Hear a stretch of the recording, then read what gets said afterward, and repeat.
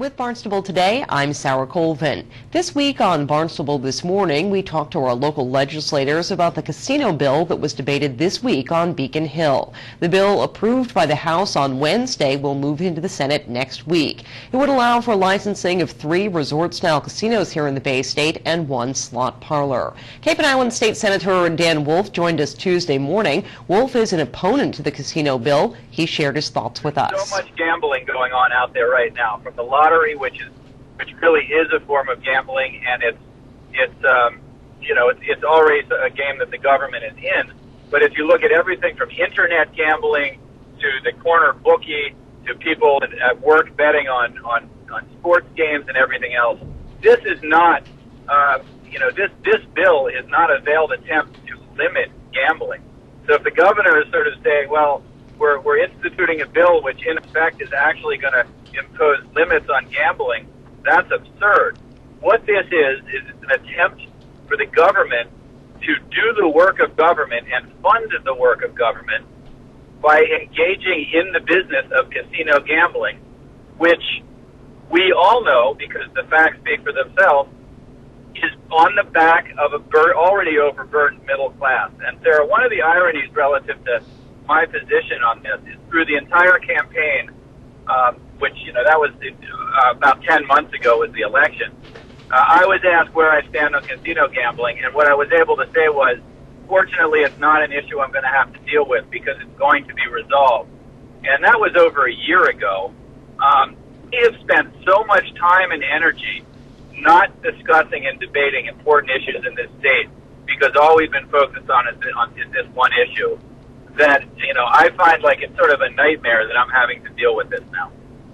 Exactly, Dan. And I know, obviously it's a complex issue, and one, I think the biggest thing is the state stands to make a whole lot of money from this, but really at what cost? So, it's your position is obviously crystal clear, Senator Wolf, but really, when you look at the need for additional revenue, how can you see the state saying no to this? Well, first of all, let me just push back on how much money theoretically we're going to make. It is probable that the investors in these casinos will make some money. It is very likely that every surrounding state, with the possible exception of Vermont, either has or will have gambling casinos. So it's not like we're going to be attracting out-of-state gamblers here. We're going to be basically taking money from Massachusetts residents ultimately, and it's going to be so diluted by all of the other gambling in nearby states and all of the other forms of gambling.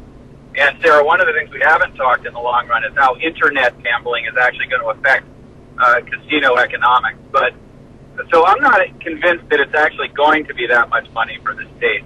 But even if it were, there are better ways for the state to raise revenue.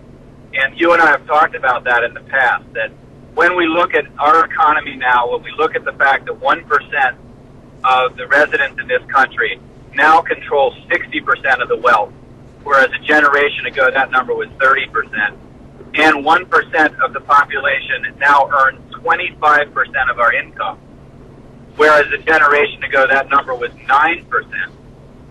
We have to look at some progressive form of taxation that gets money back into play in our economy to the benefit of a middle class, which has been really cut out of a lot of the growth and investment in the last generation. And this bill doesn't do that. Well, I think it's interesting you bring up the middle class, Dan, because really we are in danger of losing our middle class. As you mentioned, the division between the wealthy and the poor is larger than ever. And really, when we're looking at the current economy, we really are in danger of losing our middle class. Sarah, it really and truly is very close to becoming a society of the haves and a society of the have-nots. And what's really sad in the context of this gambling bill, and I've been to a few casinos, although I have to say I've never gambled. I don't find it something that's enjoyable for me. But I do not see a lot of the people who I would classify as the haves at gambling casinos. Sure, there are some, but the haves are sort of, finding their own entertainment and place to enjoy what they have. And the have-nots are generally in an act of desperation going to gamble. And that's a sad comment, but I think by and large it's true. Right. It's really heartbreaking. And even, Dan, we of course have a lottery system here in Massachusetts with the scratch tickets, and you go into any convenience store any time of the day, and you see people spending their hard-earned money on the tickets to just have a chance at perhaps hitting the big time. But, that's very few and far between that happens.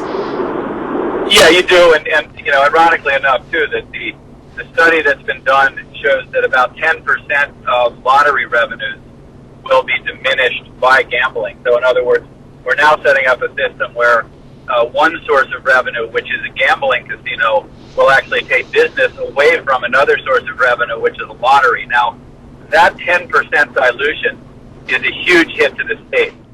State Representative Demetrius Atsalas was at the hearing Wednesday, which lasted nearly 8 hours. Atsalas voted in favor of the bill. He joined us Thursday morning. Well, yesterday, I think it was a foregone conclusion. We had passed it once before, but with yesterday's vote, it was clearly unanimous. It was 120 something, I believe, 32.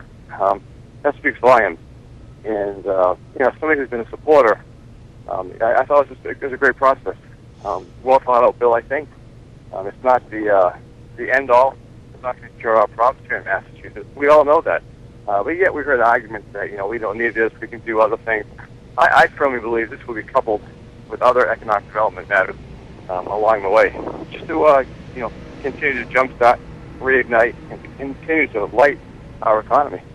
Exactly. And on the floor yesterday, we heard really a lot of passionate testimony both for and against this bill. And as you said, and as we know, it did pass yesterday. But there are some interesting kind of issues along with this that I do want to discuss a little bit more. And of course, we can't ignore the fact that this is expected to bring millions of dollars of revenue and lots of jobs to the area. And I think that's ultimately the reason why it passed. Obviously, the state really needs a shot in the arm, a little infusion of dollars, if you will. Are you confident that this will bring in as much money as they're expecting?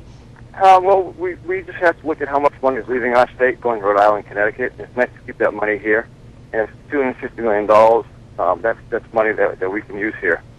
We can use it towards... Obviously, we're going to have to expand our police presence within the communities.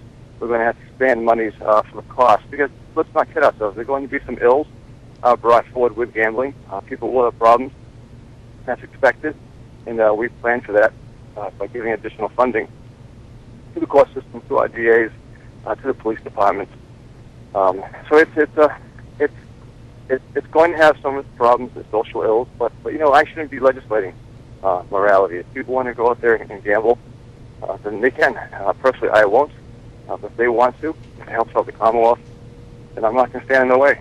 During the debate, issues about stimulating the economy in other ways were brought forward, with a focus on education and creating sustainable jobs for the middle class instead of just simply building casinos. Atsalas responds. We should be open to anything and everything as far as economic development. And if you look what the president wants to do, if he wants bridge, road projects, we need that here in the Commonwealth. It's obvious. So we'll have to find funds for that, whether we bond or not. That's up to the leadership side. But there's more than enough room to continue. We have a lot of great brains here in the Commonwealth of Massachusetts. We have great universities. Coupled with the scientific community and medical community, there's no reason why we can't go forward with other initiatives. The bill will now move into the Senate for further discussion. With Barnstable Today, I'm Sarah Colvin.